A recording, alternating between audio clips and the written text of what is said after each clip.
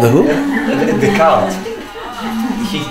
René Descartes. Oh, Descartes. Yeah, he spoke about the automaton theory. Oh, Cool. So why do we listen to him anyway? Well, it's like if someone's a good doctor, yeah, but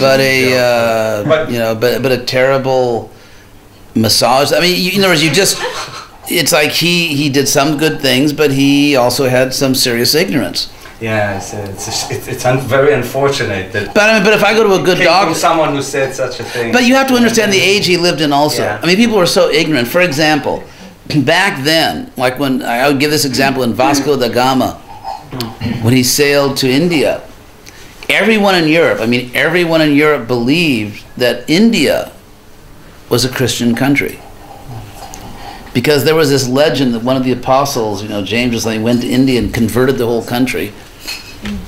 I mean, come on, don't be so stupid. Of course that's not, they could find out. It's because India was always trading with the Persian Gulf.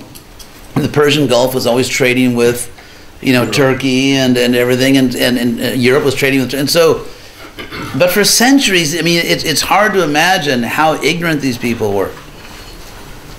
And so in that sense, Descartes, considering the age he came from, was starting to make progress. Descartes was Catholic.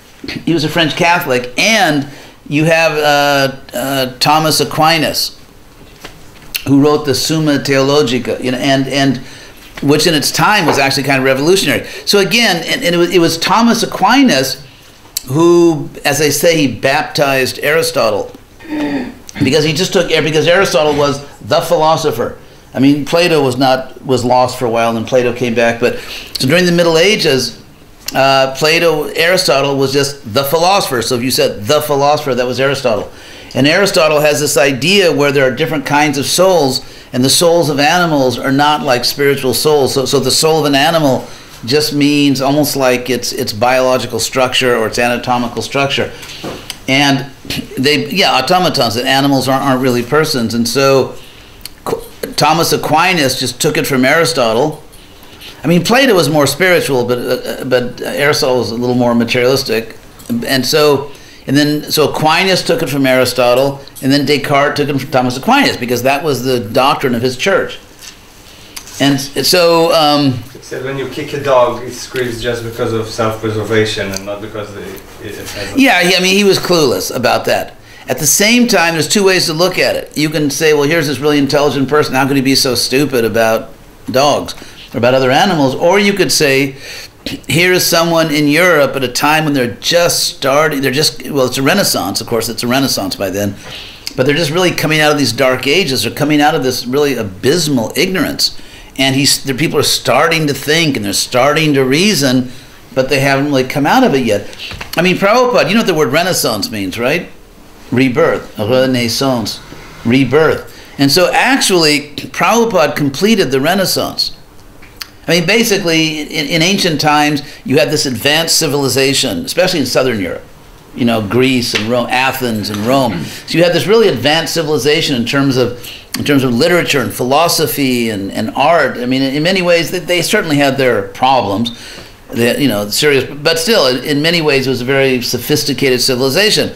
And then the Roman Empire collapsed, the Germanic barbarians took over, and civilization just went, phew, it just dropped. And so you had this super sort of sophisticated culture, and within a few centuries, it was hard to find someone that could read and write.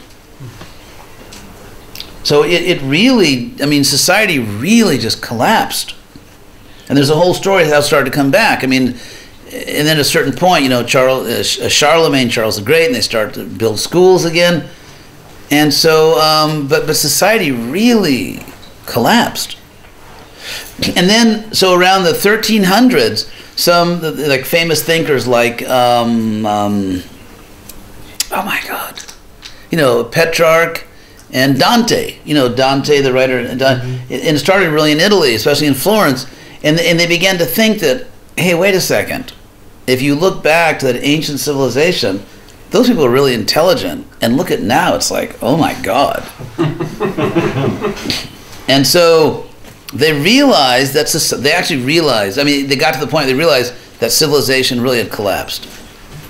And I mean, it started early with the high Middle Ages and everything. So then It was those people, way back then, they're the ones who created these names like the Dark Ages and the Middle Ages. Why do they call it Middle Ages?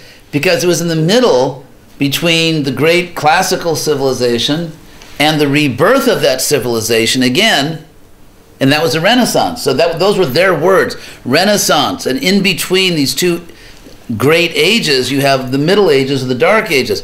But the Renaissance is really ultimately a rebirth of Vedic culture. Because if you look at, for example, Roman religion, or even Greek religion, it's very much what I call Mediterranean Hinduism. I mean, it really is. If you look at it, it's even the language, ancient Latin, I mean Greek and Latin, it's very much like Sanskrit. I mean, not just like this word sounds like that word, but it goes into the like really deep grammar, the way the languages are organized. And I'm just give you one simple example. Just one simple example between ancient Greek and Sanskrit. It's not just that so many words sound the same, like you have aham, which becomes ego.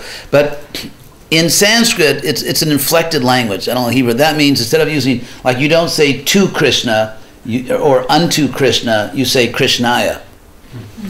Like you don't, so unto is a preposition. You don't say I bow unto Krishna or to Krishna. You say Namo Krishnaya.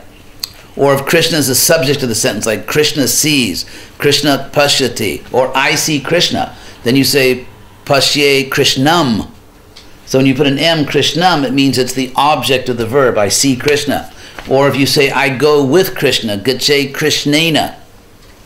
So Krishnena means with Krishna or by Krishna.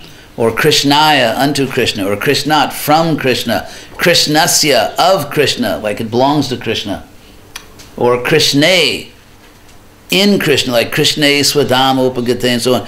So it's an inflected language. So Sanskrit has 8 cases.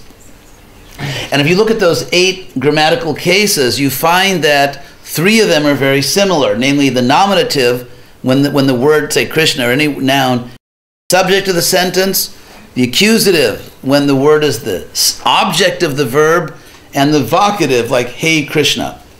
Hey Krishna, Karuna, or for example, like Radha, a feminine word ending in a, if you're addressing the person, it becomes a, like Radhe. So what's interesting is you have these 3 cases, nominative, accusative, vocative, which are very similar to each other, and then the other 5 are similar in other ways. So there's like these 2 divisions. Exactly the same thing in Greek.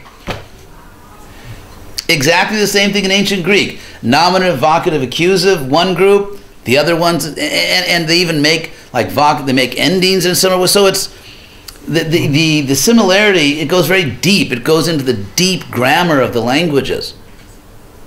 It's not just that words are the same. And so, anyway, so if you talk about a renaissance, if you really want a rebirth of classical civilization, why not go all the way back and have a rebirth of the Vedic civilization? And so therefore, when Prabhupada came to America and started the movement, he was actually completing the Renaissance. So, I mean, from that point of view, so what I tell people in America, especially the gringos, you know, like the white Americans, is that this is not a foreign culture. This is actually, you know, this is like the original culture. So in that sense, we can see ourselves within history and understand what's going on. It's like, you know, it's like if you look at a picture of yourself as taken from outer space, you're going to be very small. And so in the same way, we are within history. You know, we get absorbed in the moment, but actually we right now, it's just like right now we're on a planet. We are these little things on a big planet, and we're in the solar system, we're in a galaxy. We are actually inside of a galaxy right now, although we don't think about it so much. We think more like, I'm in this room. But we're actually in a galaxy, we're in a universe. Similarly, we are within history. We are inside of history right now. And so it's good to be able to explain to people, to show them this is where you are. It's like those maps, you are here. You know? Mapat. I saw that. So like you are here. So if you can locate yourself within history and then explain to people,